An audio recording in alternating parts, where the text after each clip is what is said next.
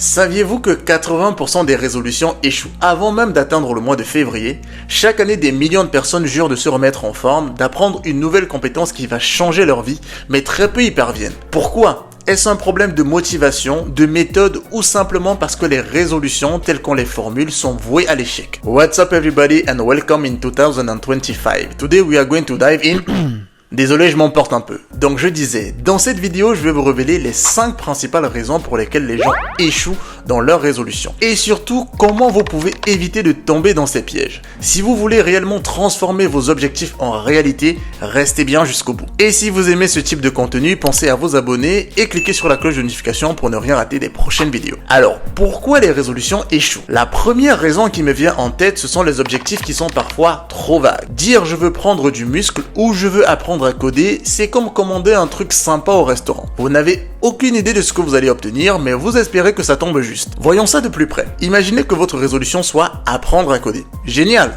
Mais apprendre quoi? Python, JavaScript, comment faire un site web, et d'ici quand? Si vos objectifs ressemblent à un brouillard épais, il y a peu de chances que vous y arriviez. Deuxième raison, le manque de planification. Je vais devenir développeur cette année. Super, mais quelle est la première étape? Là, il n'y a plus personne. Le manque de planification, c'est comme décider de partir en road trip, mais oublier de remplir le réservoir d'essence. Croyez-moi, on ne va pas très loin. Raison 3, se fixer des attentes irréalistes. Et Dieu sait que j'en ai eu par le passé. Il faut savoir être honnête avec soi-même. Se dire, je vais me former en développement web en autodidacte, me lancer en freelance et décrocher un TJM à 500 en full remote, le tout en 6 mois, c'est bien beau, mais ce n'est pas réaliste. C'est un classique, viser trop haut, trop vite. Alors, je ne dis pas qu'il ne faut pas rêver, mais qu'il faut pouvoir rester réaliste et commencer par des objectifs moins ambitieux. Raison numéro 4, le manque de motivation à long terme. La motivation, c'est comme cette énergie soudaine que vous avez à 23h pour ranger votre chambre, mais qui bizarrement disparaît totalement au réveil le lendemain matin. Le problème, c'est qu'on se repose souvent uniquement sur la motivation. Sauf que c'est une invitée capricieuse. Prenez la programmation. Au début, vous êtes surexcité. Vous installez un IDE, vous regardez quelques tutos YouTube, et 2 semaines plus tard, Netflix vous rappelle que la saison 3 de Squid Game est disponible. Et là, ciao votre résolution.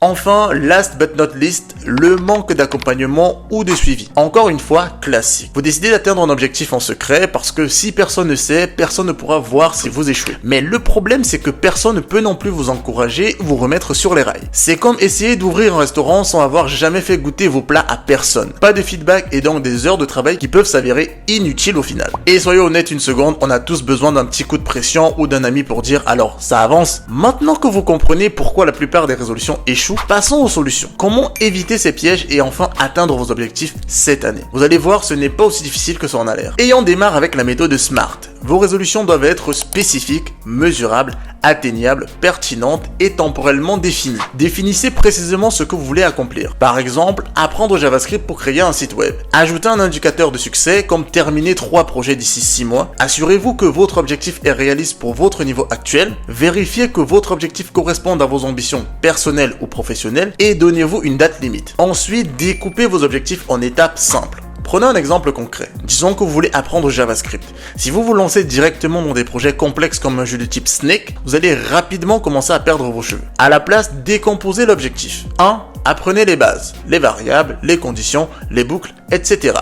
2. Faites des mini-projets simples comme une calculatrice. 3. Passez à un projet un peu plus ambitieux. C'est comme monter un meuble Ikea. Si vous essayez d'assembler tout en même temps, vous finirez avec une étagère qui ressemble à un cerf-volant. Autre astuce, adoptez une routine, pas une résolution. Les résolutions échouent souvent parce qu'on les traite comme un événement isolé. Cette année, je vais faire ça. Mais pour réussir, il faut une routine. Imaginez que vous vouliez apprendre une langue. Si vous y consacrez 1 heure par jour, chaque jour, vous ferez plus de progrès qu'en essayant d'y consacrer 10 heures d'un coup, une fois par mois. Et pour rendre les choses plus simples, vous pouvez associer votre nouvelle habitude à quelque chose que vous aimez. Par exemple, écoutez de la musique pendant que vous apprenez ou récompensez-vous avec un Netflix and chill après une bonne session de travail. Pensez aussi à rejoindre une communauté ou trouver un partenaire. Seul on va vite, ensemble on va loin. Ce n'est pas juste un dicton. La solitude, c'est l'ennemi des résolutions. Si vous travaillez seul, vous êtes plus vulnérable à la procrastination. Mais si vous rejoignez une communauté ou trouvez un partenaire d'apprentissage, tout change. Si vous apprenez à coder, vous pouvez rejoindre des groupes sur Discord ou Reddit pour poser vos questions et partager vos progrès. Ou encore mieux, documenter votre progression sur les réseaux sociaux. Croyez-moi, quand vous prenez un engagement devant des personnes, même si vous ne les connaissez pas, vous avez moins de chances de procrastiner. Et si vous voulez un endroit où apprendre avec une communauté sympa, pourquoi ne pas rejoindre le Discord de la formation Apprendre Java par la pratique? Je vous ai mis toutes les infos dans la description. Dernier point et pour moi le plus important, important, apprenez à gérer vos échecs. Vous allez échouer.